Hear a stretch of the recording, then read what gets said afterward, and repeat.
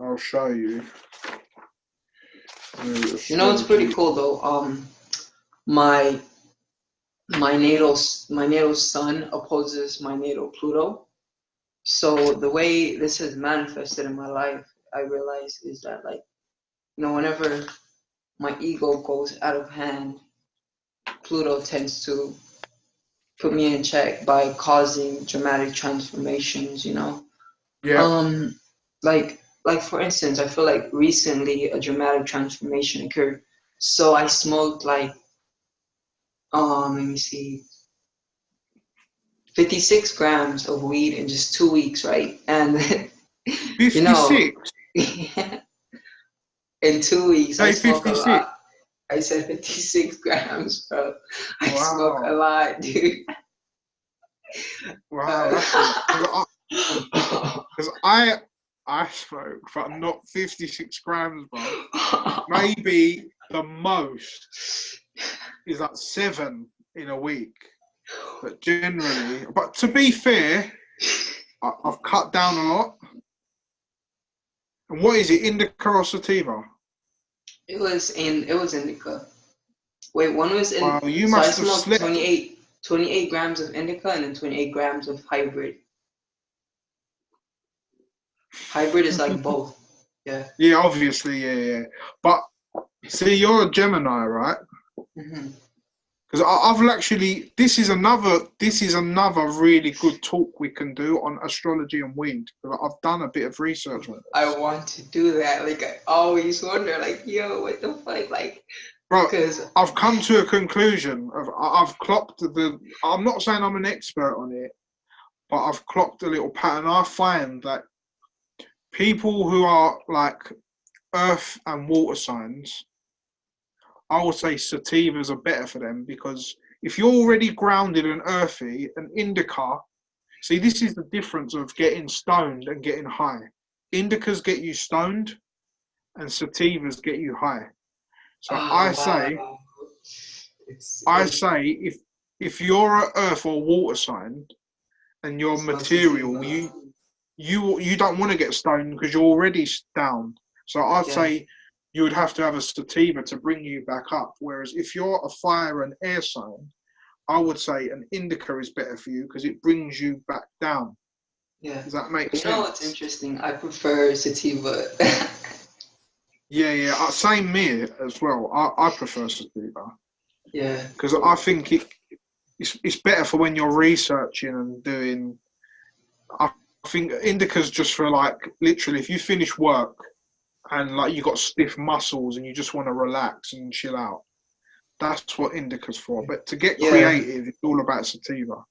Yeah, exactly. I mentioned cannabis being a transformational vehicle, and I really think it is because, when I smoked, I was, they say Geminis have alter personalities, and this is very true. Yeah. As I study esoteric astrology, what I came to realize, okay, so wait, let me say this. When I was 16 years old, I went through some crazy shit. So when I was 14 years old, I got shot, right, like in the Yeah, chest. you told And me. You and told yeah, me. Yeah. and this was all Pluto putting me in check because, yeah, my ego was just all over the place. So after that, I did have an awakening at 15 and then an ego death at 15. And then, I just started like wondering like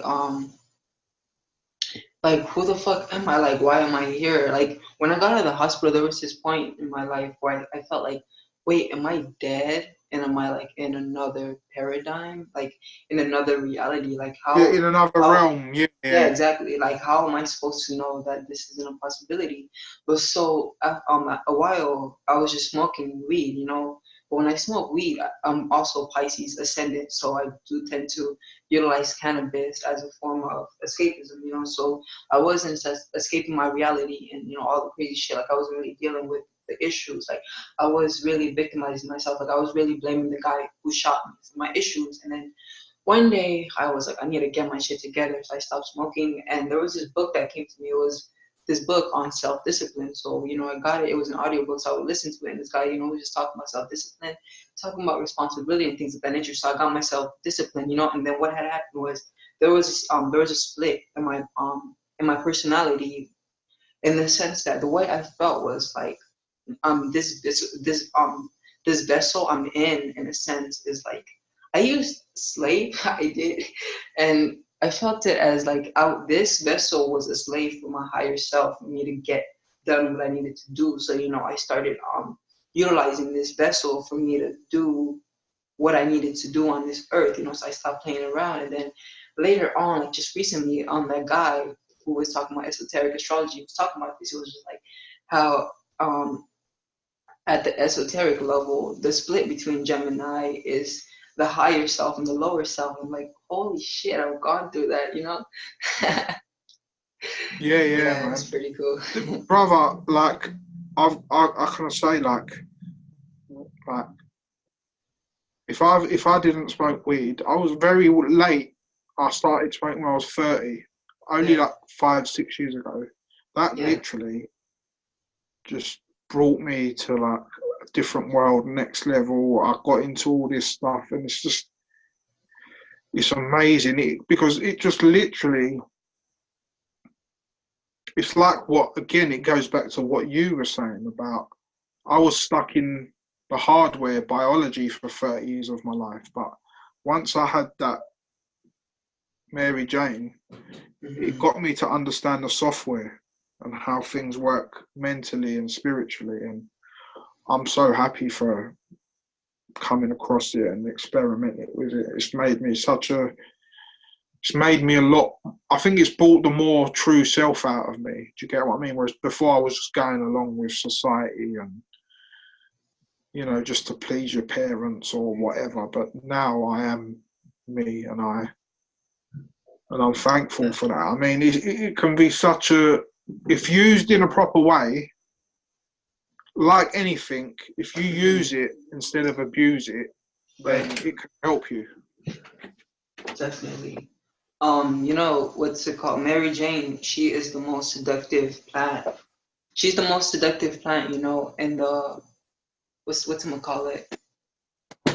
In the planet kingdom, I want to say, like, she's the most seductive plant, like, she can really seduce us. So it's like up to you. Like, are you being seduced by her, or are you doing the seducing, Exactly. Or that's what I'm saying, like, because like you can use it and like, for example, you can just get like smoke and just get out of your head, and like, but then you won't be productive. Does that make sense? It's like we have to try and use it in a productive way rather than just doing it just to get off your head. Which there's nothing wrong with that, because I think that sometimes them states of when you really got high are the ones where you learn the most lessons, because you got deep into your psyche and you thought, shit, man, like a lot of the reason why people don't like what I say, it gets me paranoid or it makes me, it's because it shows them the real truth. And some people, hence the saying, the truth hurts. So some people can't face that truth and they start panicking and start saying, it's making me go mad. No, it's not making you go mad. It's just you can't face the truth. That's why you think it's making you go mad. Does that make sense? Yeah, exactly. And it really does do that. You're so right. Because like whenever I smoke, like let's say I stop smoking for like months on end and I start smoking again, what happens is I always become like, self-analytical. Like I get into third party in a sense, and I'm observing myself. So, in a sense, it's like I sit back and now me, the life I've previously been living, I'm not particularly attached to that, but I'm perceiving it like, what have I done? And it is showing me what I've done, and for me, it's always a nice experience, because when I smoke, I get to like step out of doing and just being, and I get to see all of the things I've done. And yes, I do tend to be very proud. I'm like, wow, look at all this shit I've done. Pretty dope. Yeah, man, it brings you to your true essence, because like you see, like in our body we have cannabinoid receptors, basically. So our body, like, I was just gonna say, it said that the mother's milk or breast milk has CBD in it. Exactly. Yeah, so that's what I'm saying. Like, that's why we get that euphoric state when you ingest it, because it's bringing you back to your true essence of how you feel. Like, you see, like, when you feel euphoric, or like when you have sex and you bust a nut and that orgasm state. Well, Mm-hmm. that state is, they say that that is your state when you're not in a body. That's how you always feel, like that euphoric state, Yeah. basically. That's why Not to when you smoke, mention, not to mention meditation. Like, I've, there way back, I did like start meditating, and I went like, I think it was like 4 months just straight up meditating, but then I stopped, But then I went back at it, and recently I just started meditating again, And when I meditate and actually silence my mind, I gain relaxation. It's so amazing. Like after I'm done, I can just sit back and be in a state of bliss and euphoria, and I'm just like, damn, this shit is dope. but but yeah, man. I mean, like, as long as you're using it in a positive way, it's all good, man. Because at the end of the day, it's never gonna, it can't kill you. If anything, it's gonna give you life, because it kills cancer cells. It gets rid of it. It realigns all your cells in your body, and it makes your body run perfectly. It's an amazing plant. But Yeah, it is. unfortunately, because of the type of system we live in, it doesn't suit the system that we're trapped in, of getting up Definitely. and going to work, and not like helping you like look past all these lies that they're feeding us. That's why it's illegal, not because it's bad for you. It's because, just think, like, if everyone smoked and realised what's going on, that, Hmm. then people wouldn't do anything, or people wouldn't have to go to the hospital, because it cures all arthritis, cancer, it cures people with seizures. It's it's an amazing herb. It does so many good things. So they don't want us to know this, because then the pharmaceutical industry will lose millions and millions of pounds. Where there's all these people, they like think, oh, they get cancer, and then they think, oh, that's it. When there's so many herbal remedies out there, Hmm. but it's just because we're suppressed from this information. Yeah, People we just should go ahead with what the doctors tell them. Do you get what I mean? exactly. Where Yeah, we should also do a talk on the medical industry. Now it's like they're not there to help us. They're here to profit. They don't have patients. They have customers. exactly, and if also they don't have cures, they have treatments. Treatments. But all Yeah. they're doing is, a treatment means they're just treating your mind. They're not like, so Ah, they make you feel yeah. oh, like, you go to a doctor and all of a sudden you get better because you think that they're helping you, but they're not actually helping you. They're just treating your mind. It's a Hmm. mind. Whereas if you're healing someone, or if you're healthy, if you break down the word healthy, it says heal, die. That's what healthy said. That's what health. If you break down healthy in 2 syllables, it's Hmm. heal, die. Spells Right. healthy. Yeah. So do Exactly. you get what I'm saying? And Yeah. like, this is the difference. Like, whereas they're just treating your mind, but they're not healing you. Exactly. What's So interesting is all of the hippies and everybody who's cool with weed, we're all excited because it's getting legalized all over the place. But the yeah, problem with that is that weed that's being legalized, that shit is genetically modified, and where the way they grow it, they don't grow it from a natural means. It's all exactly, these brother. chemicals and shit. It's like You're. How old are you, brother? 18, 18. man. That's what I'm saying, and you have the knowledge to know that. Whereas all these sheeps out there will go out think yes, but they don't even know what's been put in it. Or do you get what I'm saying? Like, and Yeah. this is the difference of what I was saying the other day in our show. Is like, some Hey, people just man. go along with it, rather than actually knowing. Do you get what I'm Yeah. saying? Like, they're just Exactly. going along with it. Oh, it's legal, like you said. They go to a coffee shop or some government-run place, and like you said, it's probably full of GMOs and Not like stuff. probably, it is. Yeah, exactly. So, like, you're spot on there, man. Totally, I agree. And like that, this is what people like, whether it's legal or not, is besides the point, really. Because,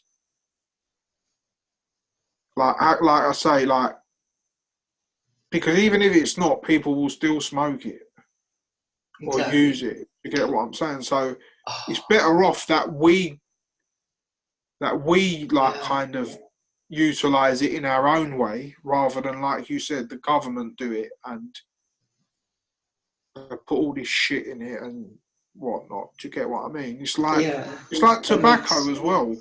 Uh-huh. If you actually, like the Native Americans, they use, like, tobacco is really sacred for them. But obviously, the tobacco that they smoke in their fields don't have Hmm. 1,000 chemicals, so it doesn't. It Yeah. actually helps them because it just relaxes their brain and their mind. But it's as soon as it gets commercialized and capitalized, that's when the devil puts his imprint on it and it becomes cancerous or it kills you. Or do you get what I'm saying? So Hmm. that's a really good point you picked up on, and I I'm happy mean, you have the mind to yeah. see that and the knowledge and the research. Do you get what I Hmm. mean? Yeah, and it's so crazy how they've took cannabis, they've concentrated, and now people are going to the hospital from smoking that concentrated weed. It's crazy, Yeah. man. Do you know what's so mad you bring that up?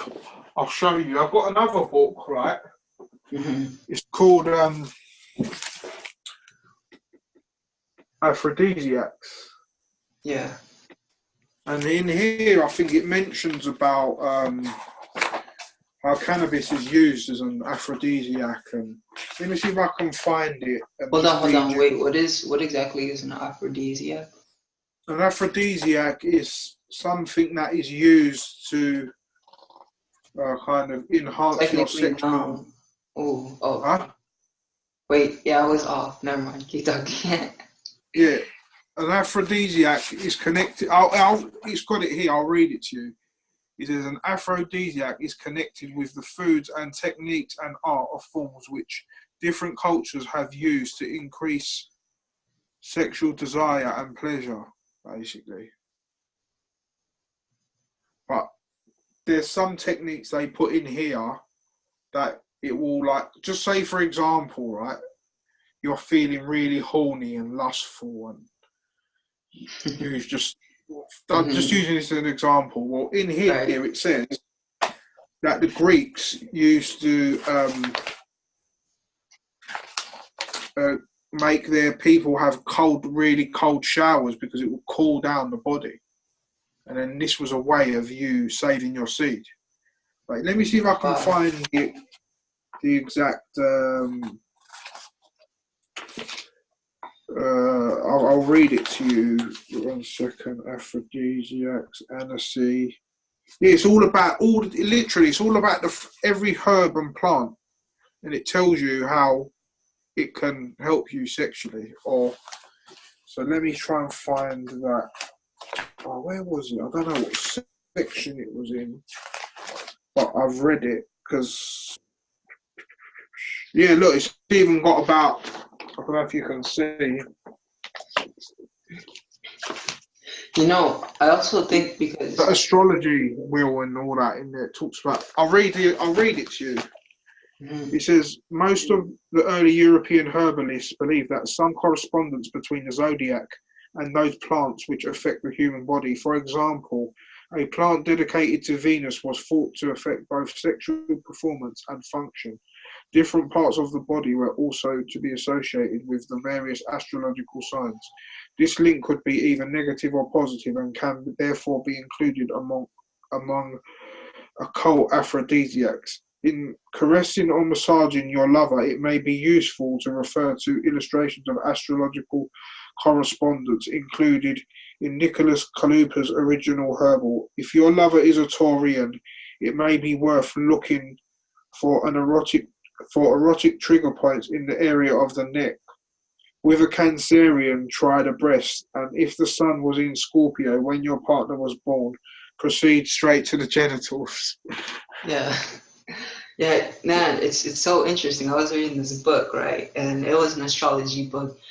And then they started talking. First, it was talking about, diet, and then it started talking about, the salts for the signs. And then they started talking about, how to get sexual with the signs, and it was just talking about like where to touch which sign. I'm just like, yo, this is very interesting.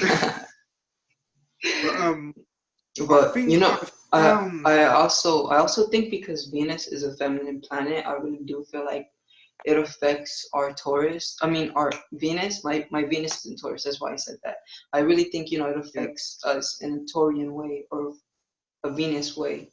Like it really lets us tap into our Venus. Because me, I'm very sensual, and when I smoke weed, I do tend to become like very sensual, like tap into all of my senses. Yeah. It's crazy. I'm trying to think if I can find what I was saying. It's also interesting because there's this ideology of the senses being considered demons, because what the senses do is they're responsible for holding us back from ascension. Without the senses, we might not be lustful or, any other thing. But yeah, that's also interesting too. So. Definitely, but it just depends on how we use our senses. That's the thing. You can still use it in a good way or a bad way. True. Yeah, that's very true. You get what I mean? But I'm trying to find this. Where did I read it? I can't remember what section it was in. But yeah, this is a really interesting book. It's actually one day I went to the dump yard, and someone chucked a box away, and they had all these amazing books, and I just took them for free. What? So that was one.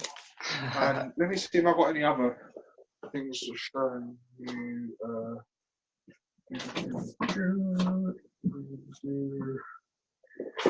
Yeah, this is quite a good book. Bro, where is your Venus? Libra. Your Venus is in Libra. Yeah, third house. That's interesting. I only asked because Libra, it also shows third house. It also shows how we tend to acquire material. And to me, it seems like you acquire a lot of free books. No, I do, but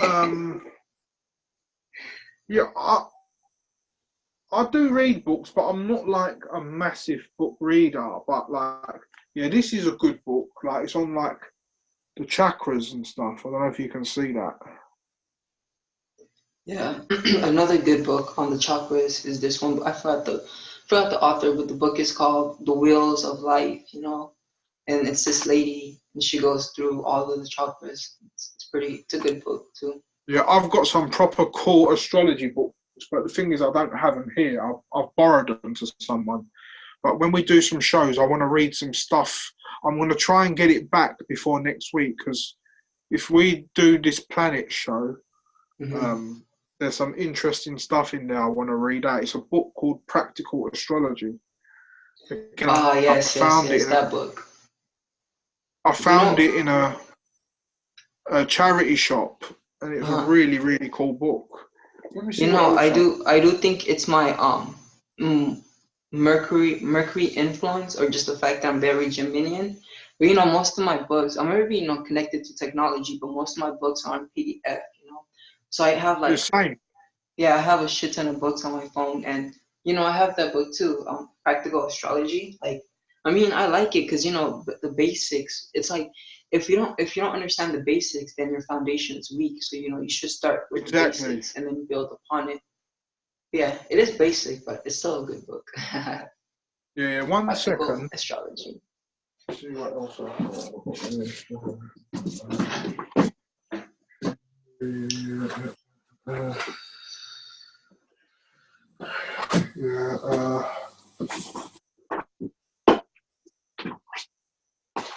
yeah, no, this is not a bad book as well.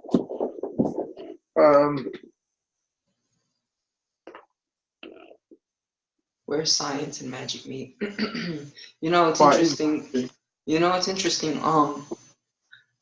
Previously, in the past, let's say ancient times, someone perceiving an airplane flying through the sky, this would seem magical, you know, but today it's science, and that's what magic is. It's just unproven science, you know. And then one thing I like to say, bro, is the fact that we humans only perceive like less than 1% of the light spectrum, you know, so it's like there's so much shit that we are not seeing. So we are naive to neglect magic, you know. Yeah, like in this Where Science Meets Magic book, there's a chapter called the Pineal Gland, Third Eye and Psychic Chakra. There's called Earth Magic, the sensitivity to Earth's magnetic field. You've got like the subliminal mind, and you've got natural magic, the goddess reawakening. It's actually a really good book, and the relationship between science. Again, like found it in a charity shop, literally. Like if you just have a little look around, you can find some gems, and like it's really cool. And this one is a good book about like Mayan astrology. It's called Maya Cosmogenesis. Maya Cosmogenesis.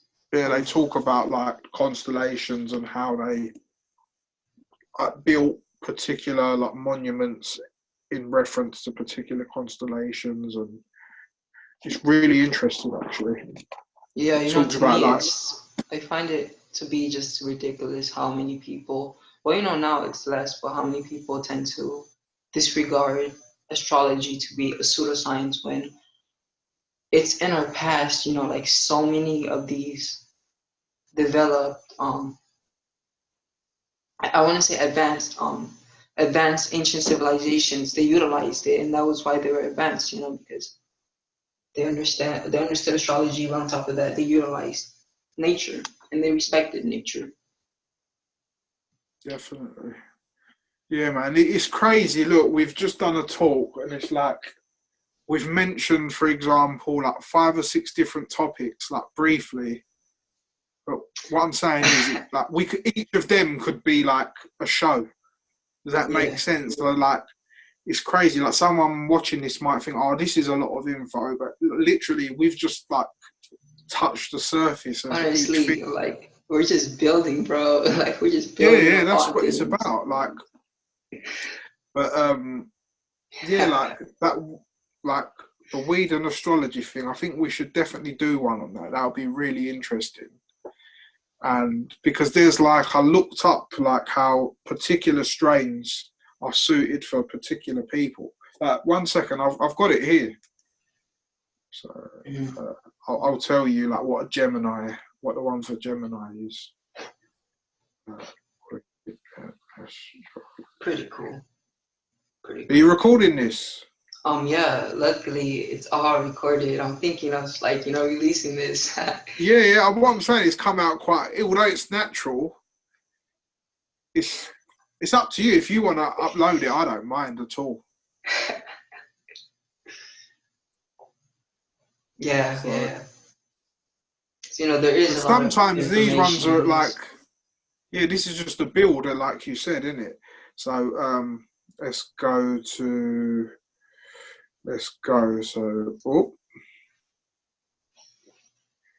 it says Gemini most likely to get high and decide they should put on more glitter. Read more here. Let's read more. Gemini. It says, Geminis are the twins of the zodiac, so they're always looking for their match. On their one true bud, they may smoke well with a partner in crime. Gemini people get a bad rap, but it is mostly because they know how to get what they want out of life, and that strength can intimidate others. They are talkative, energetic personalities and will come out after a few hits of weed. You'll get your ear talked off by these chatty air signs. Astrologer Caitlin McGarry says, Geminis do well with high quality bud or vape pens. They don't have time for any new cannabis product on the market that might seem too absurd. They should choose strains that help them focus and stay alert. Geminis are very cerebral. They do 8 things at once.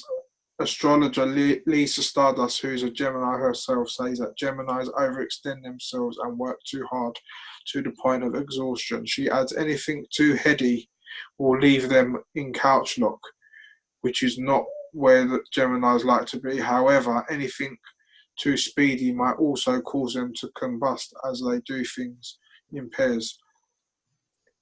Horoscope writer Randon Rosenbaum adds that they are signed most likely to take 2 hits before passing along the joint, living by the puff puff pass rule. True. Their best strain is White Widow, which is a creative hybrid, and the worst strain is Death Bubba, sedative indica. That's what it says for yours. Yeah. But there's another one I read, which was, I think, a bit more of a better sign. But yeah, man, like, it's interesting because, again, it goes to, like, that's just like medical astrology, where if you know you're of a particular element, then, like, you always have to have the opposite thing to balance it out. So that's why I find that, because I've got Taurus moon, which is earth, and my sun is water. So I find that indicas, I don't know, they get me a bit moody and like a bit too physical and down to earth. Whereas when I have a sativa, it brings me up and lightens me up and gets me more creative. So I personally prefer sativas. Yeah, you know, I feel like with that opposition, with your sun and moon opposition, because the sun is your actions, right, and your moon is your reactions. Yeah.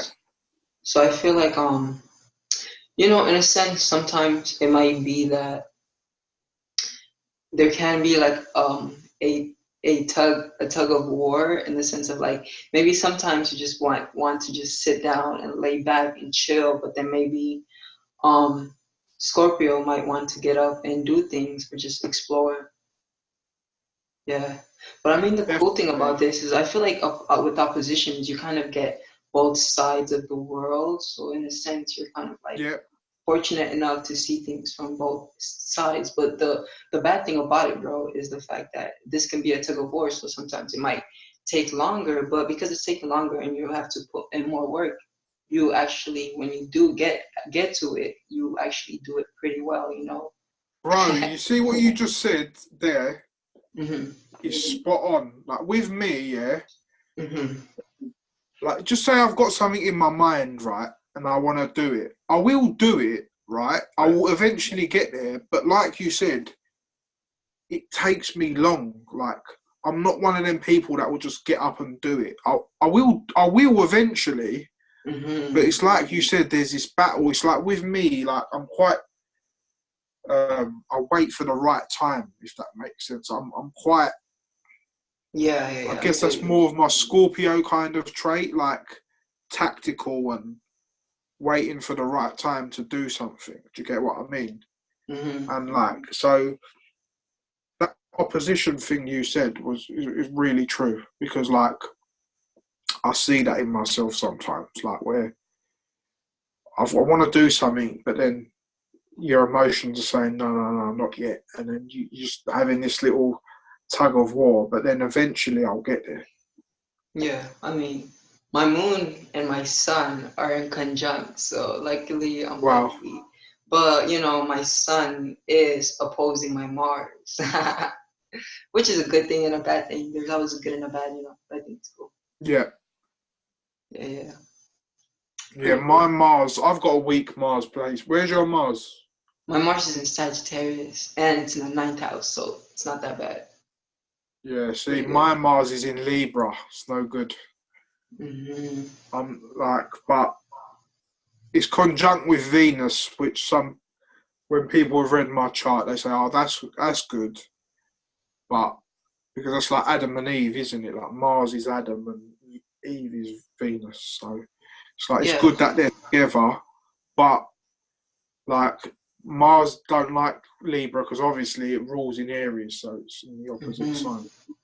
So that's why, like, medically, that will play up my kidneys. Yeah. Basically. Kidneys.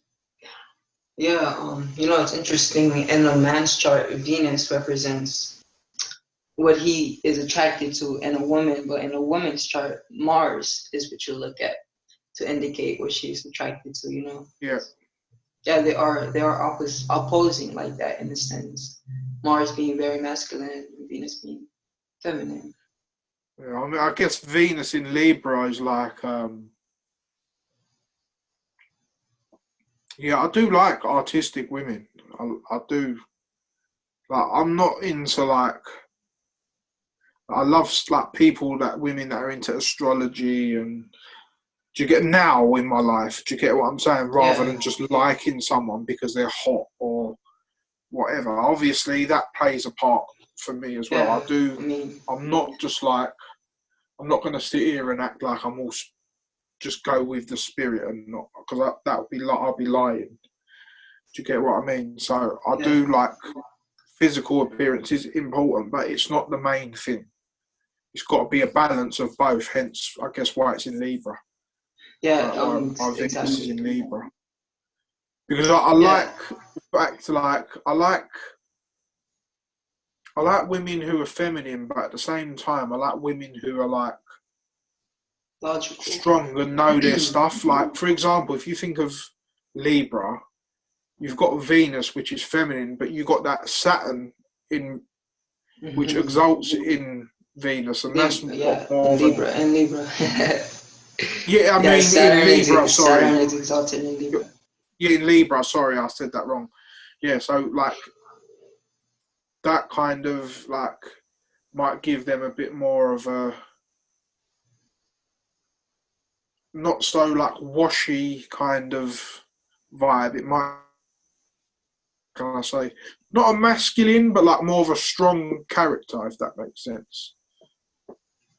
Because I find that like Venus women, Libran women, yeah, they're very like beautiful and sexy to the eye, but I do see that a bit of like seriousness and like that kind of Saturnian energy in there as well. Like for example, like Cardi B, you know who Cardi B is, don't you? She's a Libra. What's up? You talk Ukraine? Wait, hi, that's my dad. Hi there. Hey, how's it going, brother? Good, brother. How are you? All good, brother. Yourself? Where's he from? Where's he from? I'm from the UK. United Kingdom, UK. Oh, that's so far, man. Hello. This is Canada. Yeah, I'm Canada. England. Oh, England. Okay.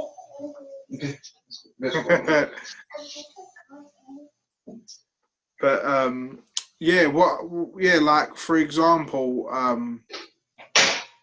like Cardi B, she's a Libra, and so is Kim Kardashian, and I see that like they've got that very Venetian like exotic, like nice look, but at the same time they've got that like bit of that Saturnian seriousness in them as well, and I see that in Libra women. They've got the like Venus and the Saturn in them, so it just all depends. I find because I'm a Leo ascendant, I do for some reason I connect well with like women who have like Leo, a lot of like maybe like a Leo moon or that are Leos, and I find. Do you find that with yourself? You connect to particular? Yeah, like a lot. So it's like first and foremost, because I am myself, the air element, I do tend to connect very well with Aquarius and Libra. I'm more drawn to Libra, but I think it's mainly because of my Venus being in Taurus. Even though it's not Libra, it's still Yeah, it's exalted. still in a good. Yeah. Yeah, exactly. But also Gemini is also, but I'm always drawn to Earth signs like Capricorn, Virgo, and Taurus. Taurus always, because my Venus is in Taurus. I'm always drawn to women whom are Tauruses, Taurians, and always ask them, like, yo, what's your sign? And then it's like I'm never surprised. Like when she's like, I'm a Taurus. I'm like, of course. Yeah, it's crazy, isn't it? How like certain energies that we just like. There's something about the energy that just. Yeah, but again, that goes to do with like your Taurus field and how your Taurus field resonates. Because I guess exactly, yeah. if you've got similar energies, then you're attracting each other. Do you get what I mean? Or you find someone attractive, or whatever. So like, yeah, I find that like it's weird. It's like, for example, like Jennifer Lopez back in the day. You know who J-Lo is, obviously, don't you? Yeah, Jennifer Lopez. Yeah, of course. Yeah, like for example, I used to think, oh, she's so nice and whatever, but she's a Leo. So do you get what I mean? I find that like because I'm a Leo ascendant, and they say that you do like people. Like, a lot of people, like I've heard this being like said, like that you attract like what someone who's like you or might look like you or might have the same energies you do. Do you get what I'm saying? Because your ascendant, like whenever I do a reading for people, I like to utilize this analogy in the sense of like comparing your ascendant to the clothes you wear. So for instance, like this shirt I'm wearing, right? This shirt with the stars and everything, it's a favorite. I like this shirt. It's one of my favorite shirts. And I say this because like your ascendant, it's like the traits that you like within yourself that in a sense is like in the forefront that people see before they even interact with you. You know what I mean? So it's like maybe before someone even interacts with me, they might perceive my Piscean ascendant, which is someone who is, very kind and things of that nature. Yeah, I see that a lot in you, actually.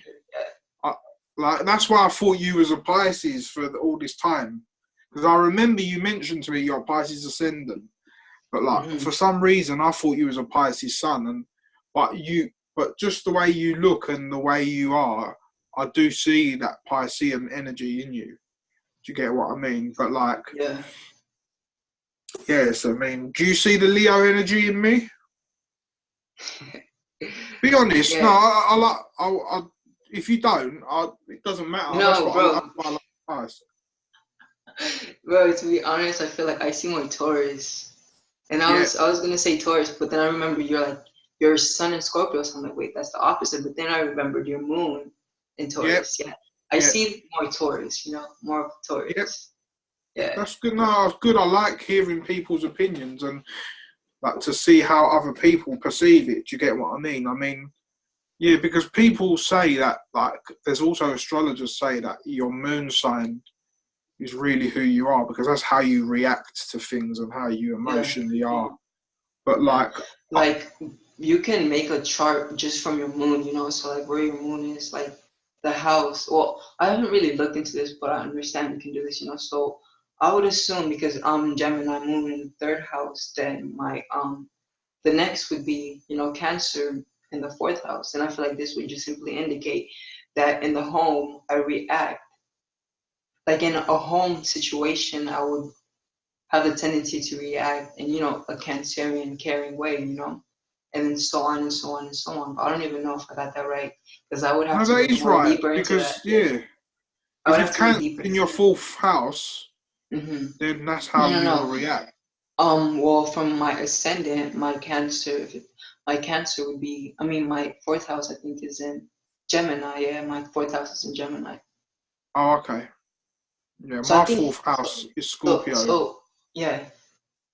Fourth house is Scorpio. That's interesting. So from the And ascendant, fifth, and a bit of fifth as well. Because my sun, Mhm. I've got 3 planets in Scorpio. I've got Sun, Pluto, and Saturn. But Saturn and Pluto are in the 4th, but my sun is in the 5th. Yeah. But they're all in Scorpio. Yeah, but I think you should really look at the chart that you can make from your first house. Have you looked into that? Like for instance, if your first house, me, because I'm Pisces, that's my first house. My second house would be in Aries, so this would just simply mean. Oh, you mean a full house chart? Yeah, Where yeah, each sign fits to each house. yeah. Equal house, is that what you're talking about? Yeah, Equal house exactly. chart. Yeah, I know that. And I've now, not looked at that. I have looked at but it, but not in depth. It's interesting, very interesting. But yeah, this is where all of the energies are incorporated within you. But also I was gonna say earlier, so the full house chart, like you said, this more indicates, in a sense, like the circumstances you're gonna be in your life. So with my first house being in Pisces, first house is the self, so I'm gonna be very Piscean. And then the second house being in Aries, I'm gonna value things more of the mental, because Aries rules the head, logic, and my things I value, I might not be too attached to, in a sense, I want to say, like, because I'm Taurus, like things I value, they are important to me, but it's like my my father has destroyed so many stuff, like, of mine, like he would destroy this and that, like my laptop or etc. And it's like it would get to me, but I'm like just so easy going, and I learned detachment, so I always let it go. And what I realized is that what I truly value is like knowledge, because Aries is the head and things of that nature. Yeah. Can I ask, brother, what your family think of you, like studying astrology and getting in? What's their take on it? All right. So it's pretty cool. So originally I came from Africa. When I was wow. When I was 8 years old, I came to America. What part of Africa did you come from?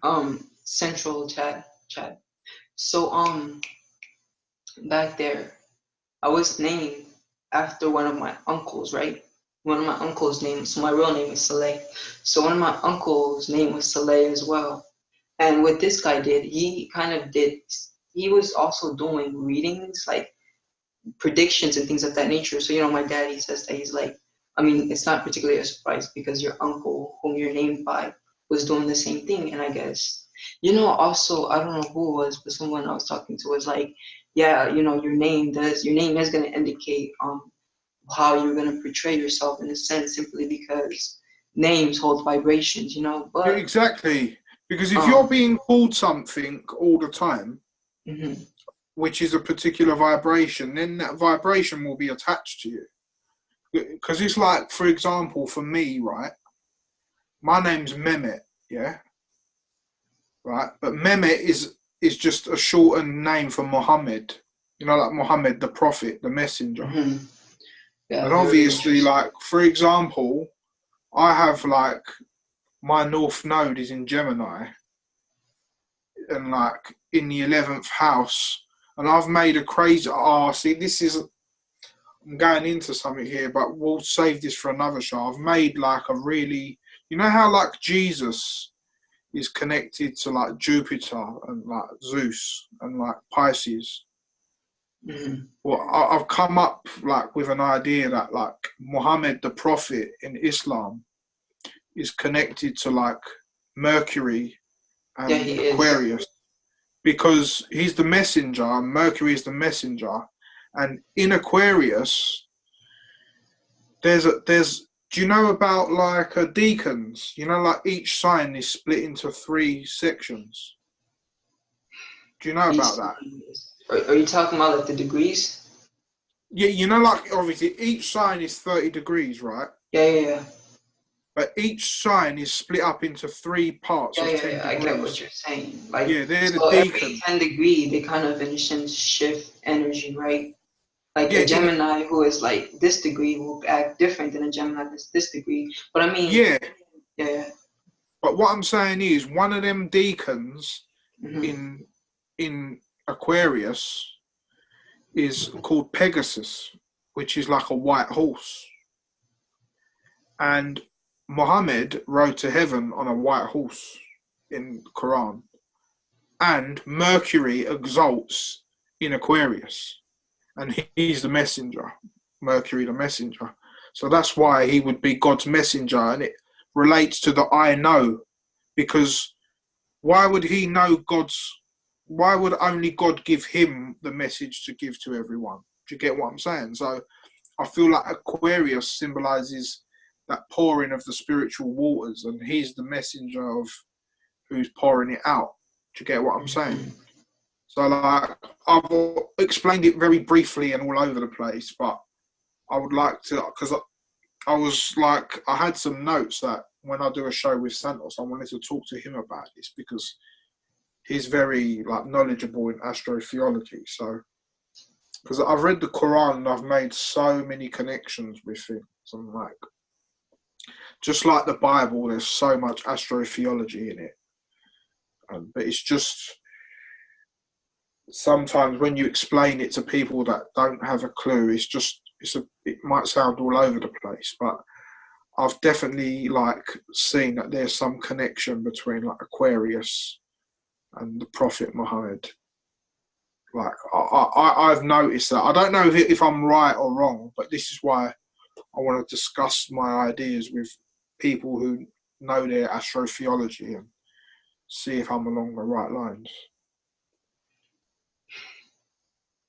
Can I ask, brother, you know where you're from in Africa, like what's the main religion of what they practice? Is it Islam? Yeah, it is. Or Christianity? It's Islam. Okay, yeah. Same as where my parents are from, yeah. Where are you from? I'm born in the UK, but my parents are from Cyprus. Cyprus. Yeah, it's just in the Mediterranean, right near Israel. And it's in between like Israel and North Africa. Yeah, that's very interesting. Yeah, but it's like, yeah, you know, my parents, they do practice Islam, you know, and when I first, it was very interesting because when I first told them about astrology and what I do is, okay, so, you know, religion, one of the things they do is they, in a sense, I want to say promote ignorance, like they want their followers to be ignorant, you know, so they put certain things there, so then they are not to go looking at I guess astrology or this or that or that. Exactly. Like for instance, you know, Christianity talks about this and that is paganism and they shouldn't practice it, yet you know Christianity is built upon paganism, and it's like the Pope, also the symbols, bro, like the fish,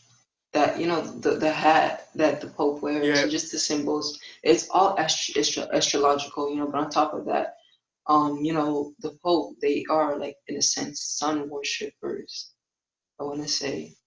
But so I guess there's this idea in Muslim that if someone is able to predict, even though this is all scientific, but if someone is able to predict, then this means that they have called forth a jinn, and that jinn is like telling them what to predict. You know, I'm like, what the fuck? Like, no, I just study. That.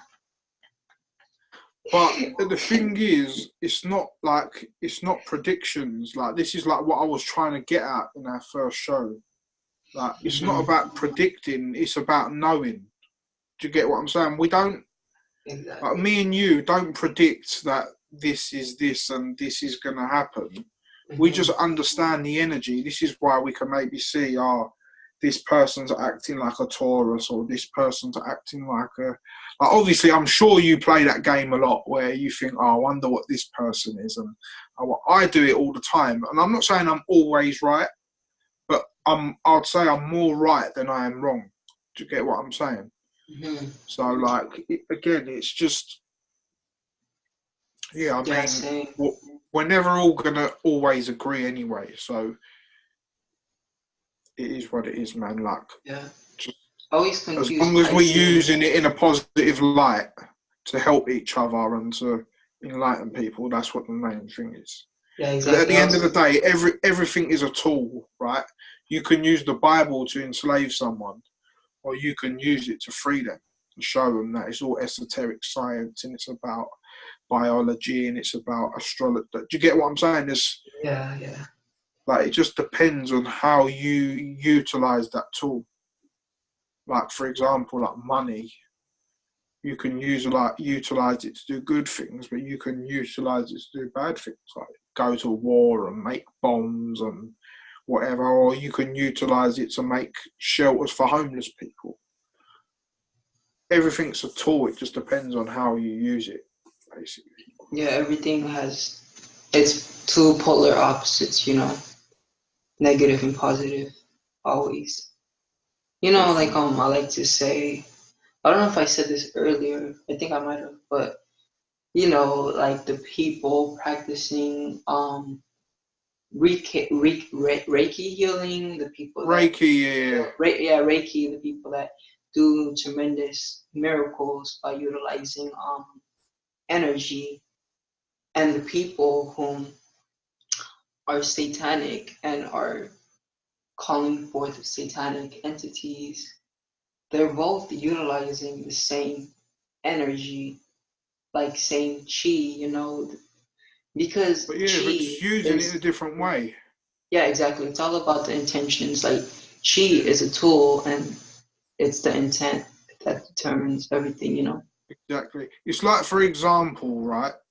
A lot of people associate with Saturn with Satan and evilness and being bad and whatever, but that's not always the case, because Saturn is about like discipline and boundaries, and we need that in our life, because if we had no discipline and no boundaries, then anything would go and just everything would be chaos.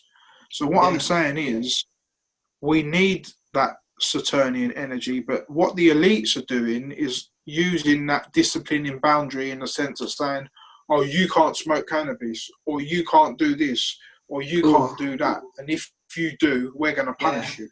They're using like the archetype of Satan, but like you said, with a negative intent, whereas we could use the archetype of Saturn or Satan, or however you want to call it, and you could just say, oh, we want to be disciplined and we want to be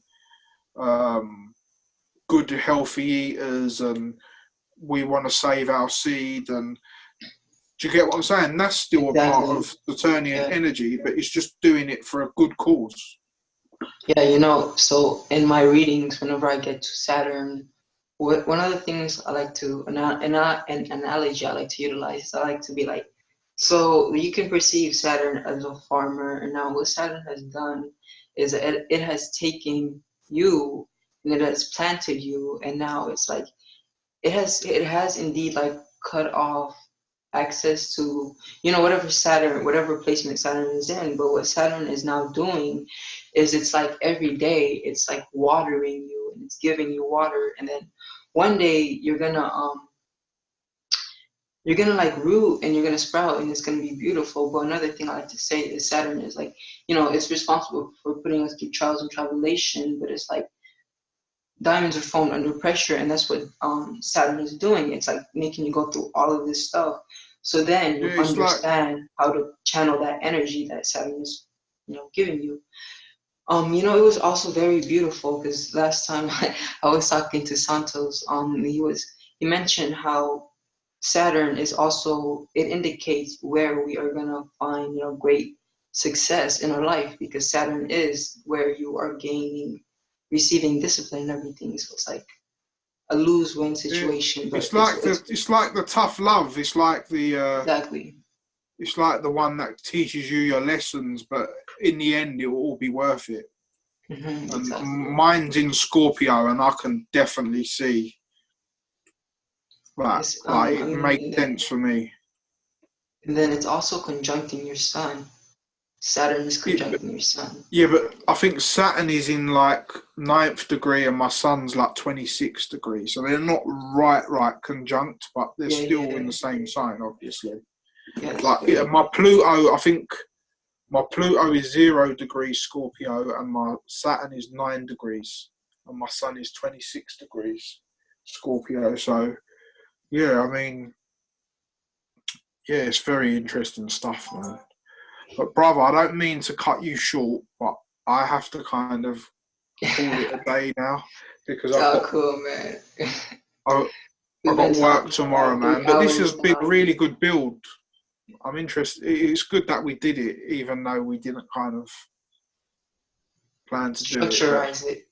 Yeah, I'll be like interesting to watch it back and see how it all sounds. It sounds good, man. But obviously, always good to connect with you, man. And like I said, for anyone watching, me and Soli are going to hopefully be doing a lot of work together, and we're going to be